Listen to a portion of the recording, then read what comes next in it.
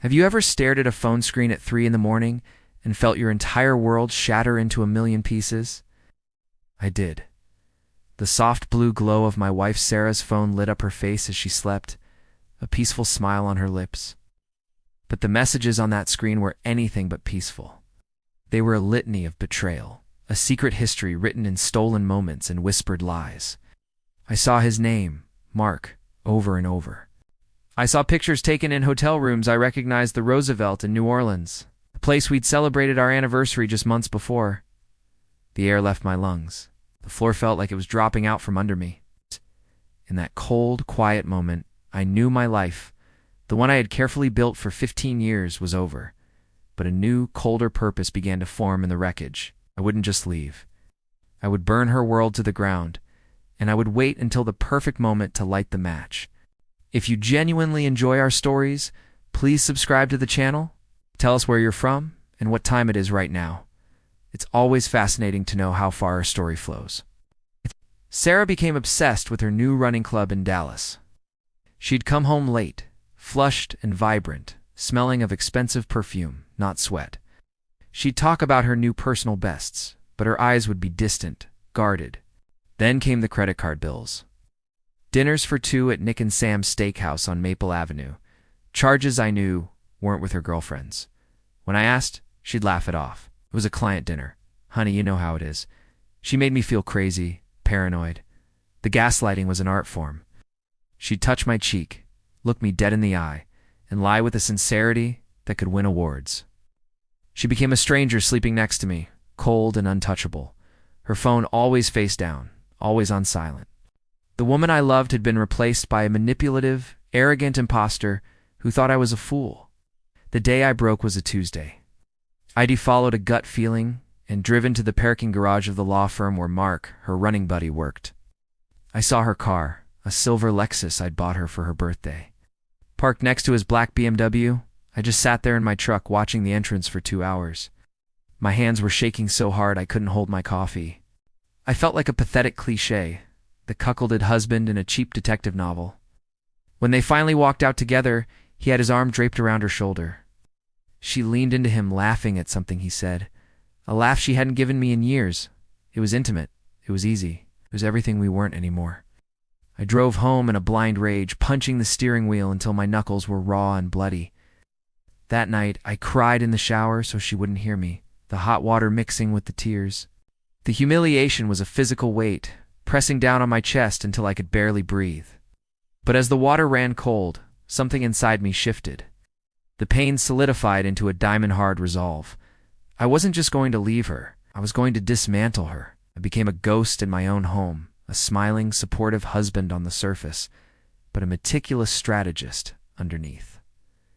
I hired the best private investigator in Dallas. He was a quiet ex-cop named Miller, who understood discretion. Within a week, I had everything. High-resolution photos of them kissing outside a hotel in Austin. Copies of hotel receipts paid for with a secret credit card in her name. Text message logs that were so graphic they made me physically ill. Miller also dug into Mark. Turns out he was a senior partner at his firm, married with 3 kids, and living a picture-perfect life in Highland Park. They both felt so smug, so untouchable. They had no idea a storm was gathering. My next stop was a law office. Not for a divorce attorney? Not yet. I met with a corporate lawyer, a shark I knew from my own business dealings, how we spent a month quietly and legally transferring my most significant assets into a series of trusts. My company, our investment properties, everything I had built with my own sweat and blood was firewalled. Locked down so tightly that not even the best divorce lawyer in Texas could touch it. I kept the house on our quiet street in Plano for now. It was the stage, and the final act needed a perfect setting. All the while, I played the part. I bought her flowers. I suggested date nights she'd always cancel at the last minute for work. I listened to her lies with a patient smile. Every word she spoke another nail in her own coffin. The emotional detachment was chilling. I looked at the mother of my children and felt nothing but cold, calculated purpose. As fall turned to winter, the trap was set. The air in our house grew thick with unspoken things. She was more brazen now, her phone calls with him barely hidden. She'd walk into another room, but I could still hear her hushed, sweet tone. the one she used to use with me. Let her believe her deception was working. We planned for Christmas. We bought a huge tree, and I watched her and our 2 kids, a boy of 10 and a girl of 8, hang the ornaments. She was radiant, a portrait of the perfect mother, all while texting him plans for a New Year's trip I knew I wasn't invited on. She thought she was going to have it all: my stability, my money, our kids, and her lover on the side. The arrogance was breathtaking. I had the PI's final report delivered to Marquez's wife and to the managing partners of his law firm on December 23rd, packaged in a neat little bow. The social and professional detonation was scheduled to perfection. Christmas morning arrived, crisp and bright. The kids tore through their presents with joyous shrieks, oblivious. Sarah sat on the floor by the fireplace, sipping her coffee, a self-satisfied smile on her face. She handed me a small, elegantly wrapped box. Inside was an expensive watch. "Merry Christmas, honey," she said, her voice dripping with false affection. I looked at her, truly looked at her for the first time in months, and felt a profound, empty pity. I didn't open the box. Instead, I handed her a single plain manila envelope. "What's this?" she asked, her smile faltering. "Open it," I said, my voice flat. Inside were the photos, the hotel receipts, the divorce papers already filed.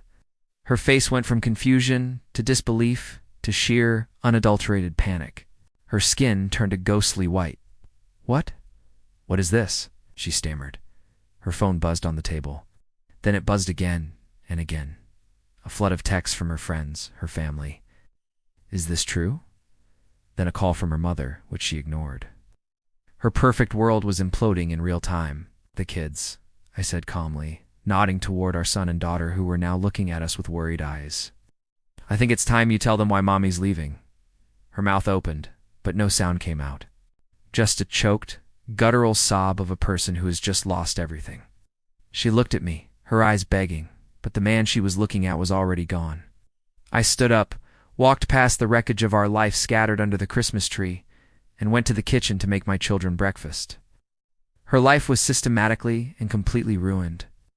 Mark was fired from his firm for moral turpitude, and his wife filed for a brutal divorce, taking him for everything. Sarah was ostracized by our entire social circle. Her family was disgusted.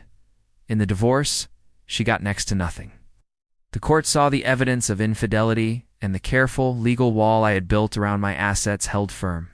She had to move into a small, sad apartment across town.